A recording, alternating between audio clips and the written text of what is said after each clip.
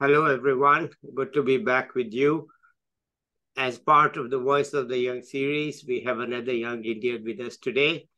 Let's listen to him. He's Arnab Sen. Over to you, Arnab. Good evening, everyone. Good evening, sir.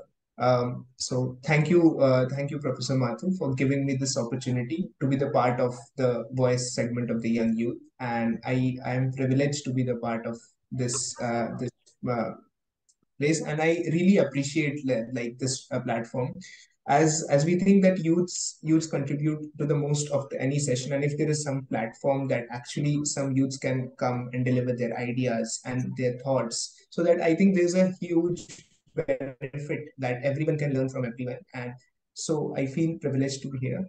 So starting with it, I'll begin with my introduction. I am Arnab Sen, and I'm born and brought up in Ranchi, Jharkhand, and I have completed my schooling from Ranchi only. So after that, yeah, my 10th level, 10, my till 10th, I was in ICIC background, and then 11th and 12th was from DPS Ranchi, which was a CBSE school. And after that, I did my undergraduation from Christ University, Bangalore. In my subject was economics honors. And currently, I am pursuing Masters of Economics Specialization in Trade and Finance from Indian Institute of Foreign Trade, New Delhi. So I'm currently in Delhi right now. And today, I would like to share my entire. Yes, sir, you are on mute actually. Yeah, okay. What made you choose Christ University? So after my 12th, I was very much sure that I have to study economics. Like my 11th and 12th was, I did commerce with mathematics. And the most passionate subject which I liked the most was economics, as it was an amalgamation of like mathematics, the economic theory, and even statistics. So all those three things was interest. So when I was filling the form, unfortunately, I was not scored very high enough to get application in due. That was my first preference, but I couldn't score that high. But still, there was few others. Christ University was very reputed in that terms. So when I saw the course structure of Christ, it has various subjects. Like it doesn't even just touch the core subjects of economics like statistics, mathematics, micro, macro. Rather, it has a huge lot of electives. So behavioral economics or like agriculture economics, and even a lot of subjects, international trade theory, finance. So I thought that if I like actually if I try those subjects, take those as electives, I will understand my potential, that Yeah, what I am good at. So after that I can like from that I can derive my career path again. So yeah. that was one thing. Okay, but so uh, it was you were thinking pretty clearly. It was a choice that you made rather than something that happened. no sir, it was a completely my choice. Okay, and So was your choice fulfilled? Did you think you had made the right choice? yes sir, till now I'm very happy with my choices and I'm really enjoying the subject Okay, till now. all right, let's but continue.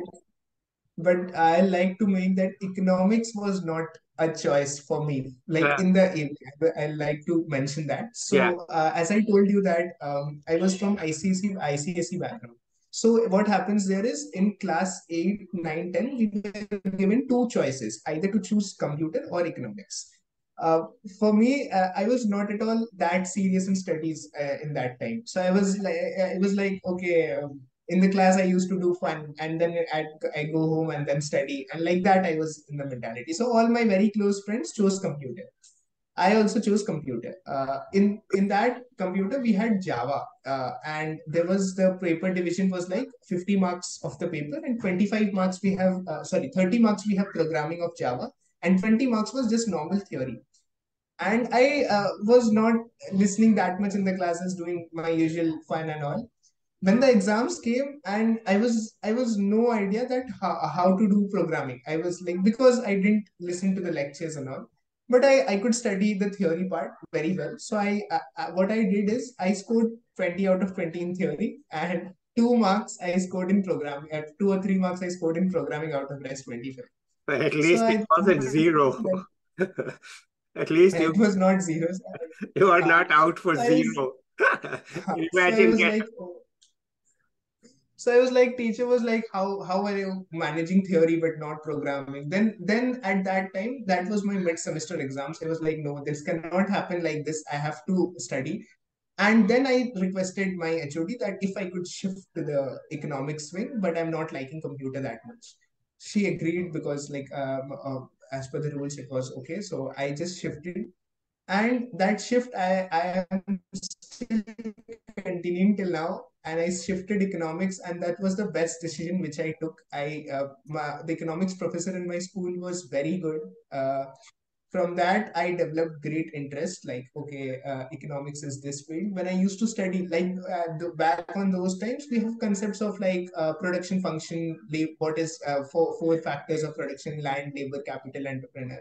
And when I studied the subject and went back home during the road, we can see actually those things taking place. So I was like, okay, I'm studying this and I can actually feel that this is happening in the real life. So yeah, this is the subject of my interest. And so from then I decided, okay, economics was good. And like after 10th, I was very clear that no, commerce with mathematics, so that I can have economics and even statistics, which are all the building blocks for economics.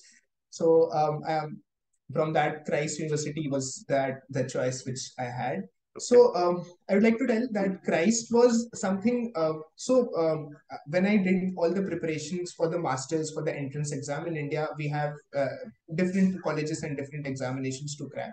So for that, you don't need a variety of subjects knowledge, but instead you should know statistics, but deep down entire statistics you should know.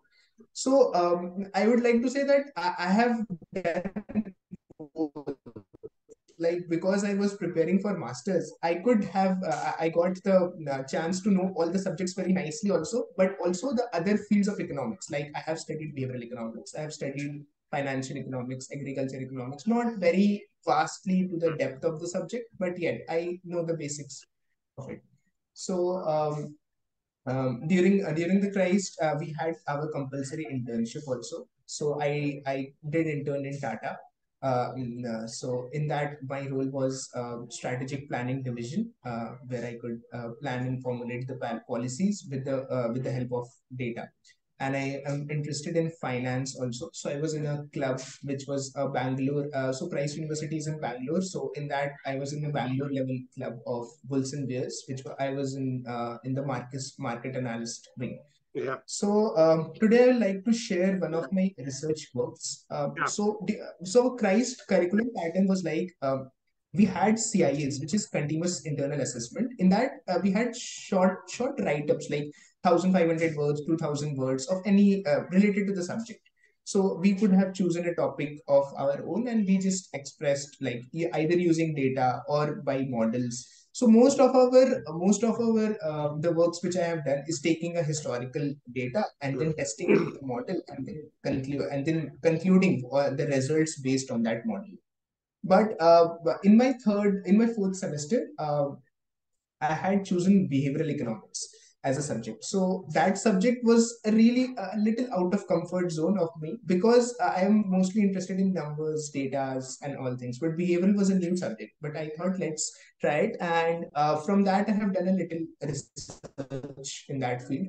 So today I will be sharing the demonetization which happened in 2016, but from the lens of a behavioral perspective, from the lens of behavioral economics.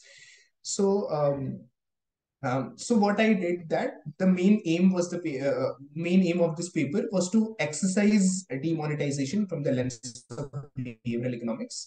And so the behavior of the consumers during this period and the rationale behind their actions was analyzed from the few terms of behavioral economics, which I will be explaining that what if someone is not well versed with the behavioral economics terms, I will go through that in the term. And from the behavioral economics perspective, how those policies will impact the policymakers, and they could have devised better policies if they could have understood the behavioral lens of the people. So, okay, so starting, everyone knows that demonetization in 2016 was announced all of a sudden, and which like imposed the immediate withdrawal of high denomination notes of 500 rupees and 1,000 rupees, which was around 87% of the currency in circulation. So the main aim which was shown to us was to eradicate the corruption, counterfeit currency, and all. And implicit attempt was to move the Indian society towards cashless transaction, so that we can monitor the growth of the underground economy and also control the black money. So, from what I have done in my research, I have divided this paper into two parts. One was from the lens of the consumers, and one's from the lens of the policymakers. So, starting with the lens of the consumers. So, the public perception built on various psychological and social grounds I feel, is very crucial for the implementation of policies, because on the basis of public only policies can be devised. So, I'll go with one by one topics which I have done under. So first thing which I did was decision utility versus experienced utility. Now I'll be explaining those two terms. Decision utility is the satisfaction level that the individuals seek from their choices, while experienced utility is something which the actual satisfaction which the individual receive when the choice is taken. So one thing is the perceived, the decision, and one thing the actual which the consumer gains. So I feel the difference between the two is a overestimation bias, which was responsible for the public during demonetization. So what I highlighted here, the wealth redistribution aspect. The government successfully changed the public perception in their favor by leading public to overestimate the long run rewards in their action. Like, public perception is easy to manipulate because they are not completely based on objective fields, but are influenced by emotions and personal entertainments. So demonetization was looked as I feel, a propaganda tool with a bias to play. The government supporters accepted the data and said, the government had that this will have a long term implication. The government, it will move towards a cashless economy. The people will benefit from that, but actual experience utility was less. So, first thing under this was cognitive dissonance, which is a behavioral economics term. The meaning of this is the mental discomfort which a people have by holding two contradicting perspectives. So this is known as cognitive dissonance. So, demonetization helped was demonetization. We all know was implied with tight deadlines. Like, there was cash withdrawal limits. There was other regular limiting course of actions which has to be undertaken under certain date. But during the adoption of digital transactions, people were forced to act in a manner that was against their beliefs. Like, they were forced to act in a manner which was not in their favor. Like, they changed their belief in the line with the actions that self deceive. Like, it is a perspective like standing in the lines and is not good. Like, instead we could have digital transaction more advantageous than that. Uh, and second thing which I would like to point out is one is conformity bias. Um, so what is that? Is that a tendency to change person's belief or behavior because to fit with others? Like, if I want to fit in your ideas, I have to change my perspective. So the how demonetization can be put out here, that entire exercise of demonetization by government was provided without providing much information or clarity. So, like, it was just announced that, okay, this there is 500 1000 notes removed, and now you have to go and interchange money, and this is all there for your benefit. So the people, so what happened, that people were not able to find the loopholes. They were in a rush. Okay, we have to do this, otherwise all our money are in stake. So the mental calculations became more complex. People were unable to evaluate the future implications of the policy.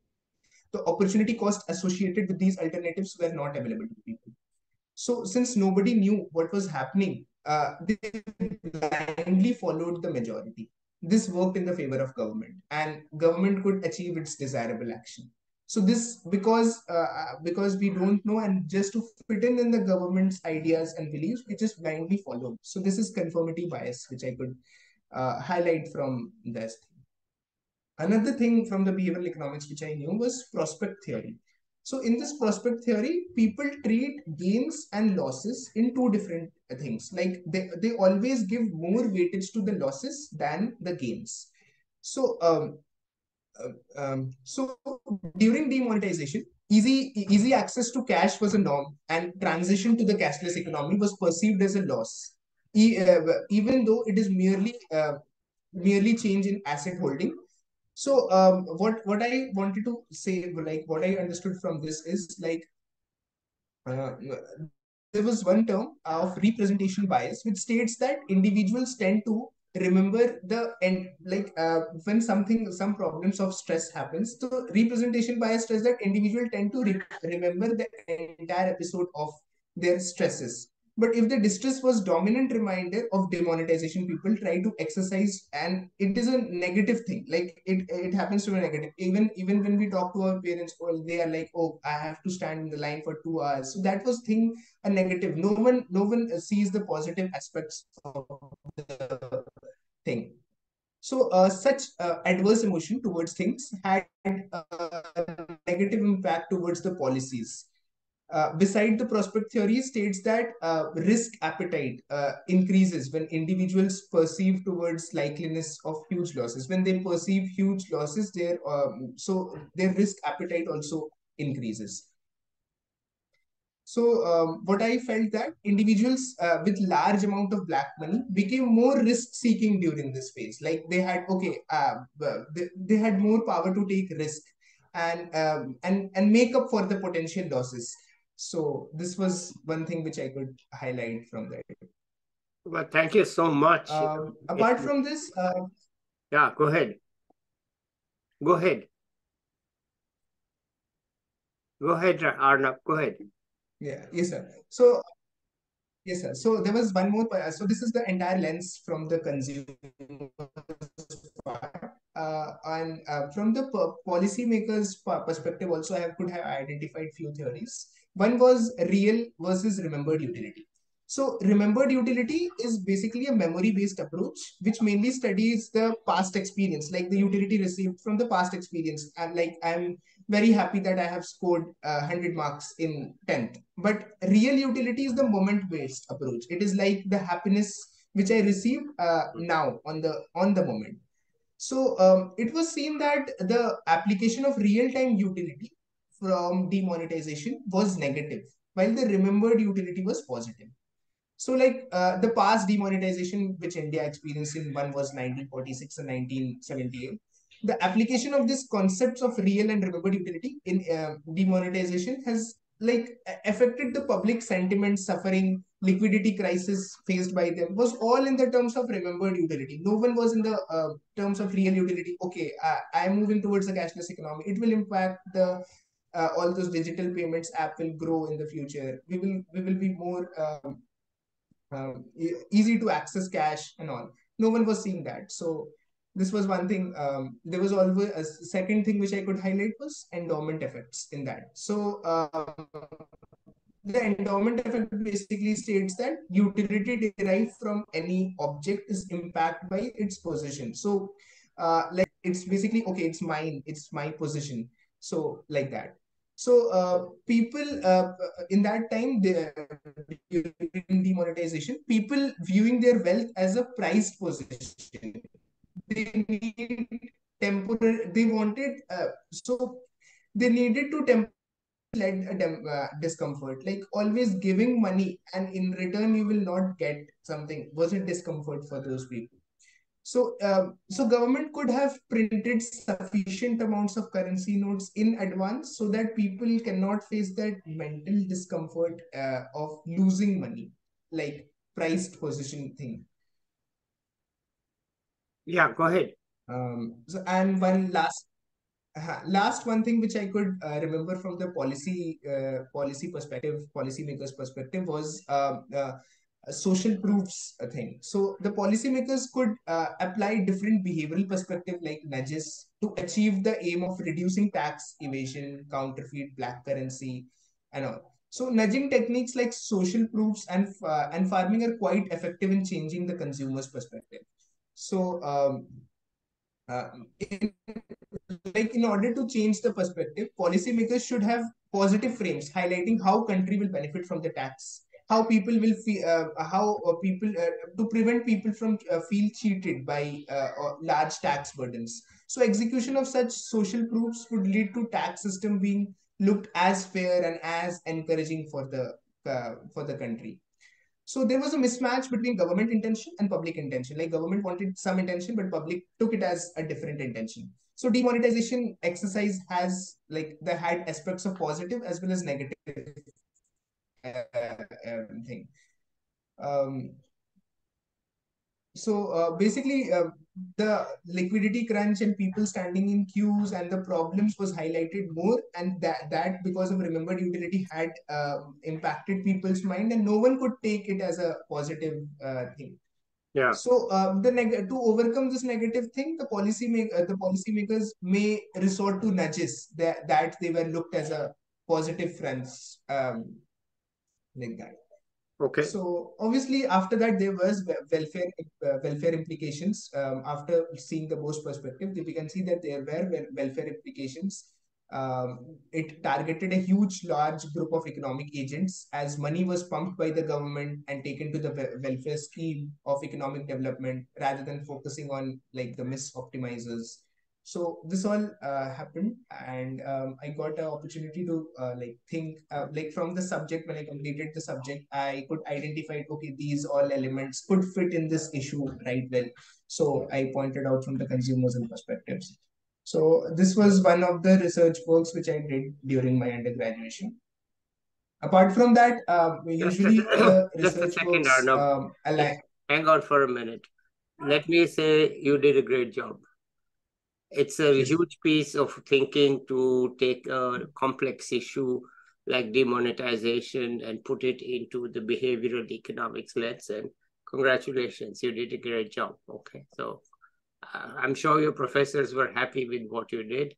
I'm happy with what you did. Okay, let's yes, sir. continue. Yes, sir. So I had the opportunity, like the Christ only gave me the opportunity to, after each and every subject, I could have added into the real world scenario and all. So I also did few other works like the financial inclusion became very much popular in India that time. So I did a relationship. Does financial inclusion increases economic growth in India or not? Is there like spur economic growth in India? So this was so mainly the results which I found in that yes, it does impact, and all those, I think it will become a little more complex because it involves a pure econometric analysis which I was studying in that time. So I thought not to include in this, but rather something theoretical aspect. So now, even if my future goals, if I talk about my how I think about, right, in IIFT, Indian Institute of Foreign Trade, we are studying rigorously the subjects like microeconomics, macroeconomics, which involves a huge lot of derivations and like I never imagined like the indifference curve, which was in back then in 11th and 12th, was a simple negative relationship between good one and good two. Now I understood, okay, why it's a slope earlier, like all those by relaxing one or more assumptions it came.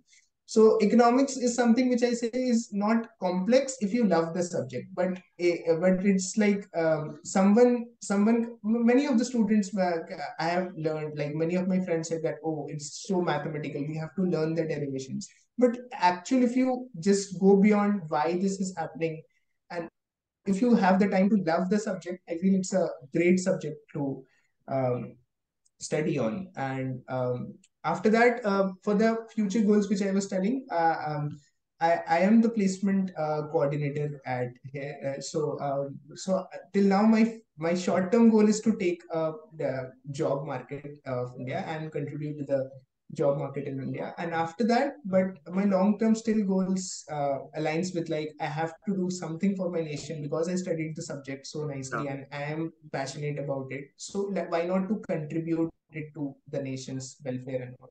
Yeah. Although individuals' contribution is very less, but if we all can make this My long-term aim is to join Reserve Bank of India by giving the exam, RBI Grade B exam or the Indian Economic Services exam. So that I am planning my like courses how to prepare this align wise during my job or something. So this was something, and but I still have a likeness towards the subject, but so I want to pursue PhD also, but still not sure how to go about it and how to Okay. see. Okay.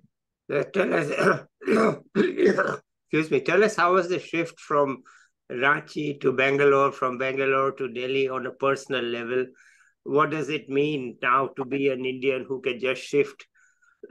A Bengali from Ranchi goes to Bangalore, comes to Delhi. What does it all feel like to be a young Indian? So So Ranchi is something a very quiet and very like a slow city.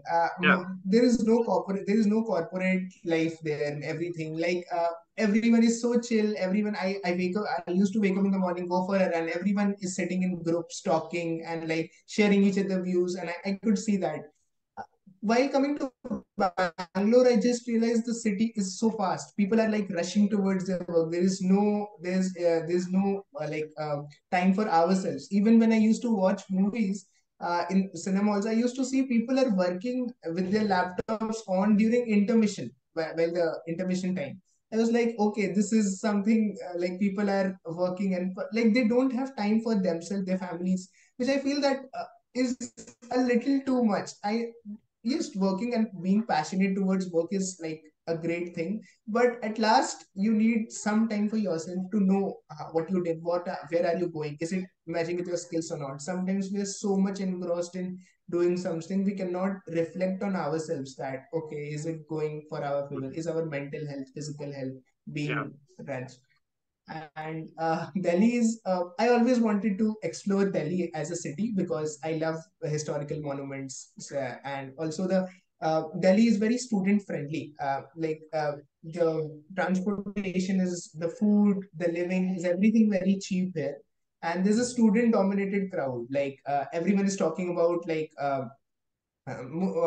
like the civil services examination or any government based examination, how to excel in their future. So it's like a student based thing, and it's a little bit pollution problem which I'm facing right now is there in Delhi. Like it's the extremes of the climate. It's too hot and then too cold and the air pollution. But yeah, all that can adjust if as long as like if we have our goals determined. So these things. So yeah, it was a different shift. Like it was in the southern part of India. So I had seen the different cultural things happen there. And Delhi is completely northern side, and people have different perspective over different things here. So it was nice. Like the people from both the places I met was very good. I could have learned a lot from both of the part of the cities. And yes, sir. Okay. Anything else you want to add here? So, uh, like to the people who are like studying economics, who have recently got to know for the subject, I would like to say that stick to the subject. It will never ever disappoint. Like why did I do that, why did I spend so much time. Sometimes I also feel that okay, these all derivations which we do, this all is not something which I will apply, but some or the other way it will develop your critical thinking ability or your analytical power ability. So just stick with the subject, know your roots. Like this is something which will be seeing in the bigger future, how the economy is actually working. So just love the subject, and that's it, sir. Okay. Thank you, Arnab. We'll catch up with you perhaps in 1 year to see how Delhi has treated you for 1 year. And we'll see what your future plans are Sure, sir. at that time. Okay, let's say bye to the All viewers. right, sir. Bye, everybody. I'll be back soon with another young person or an expert. Bye till then. Thank you, sir.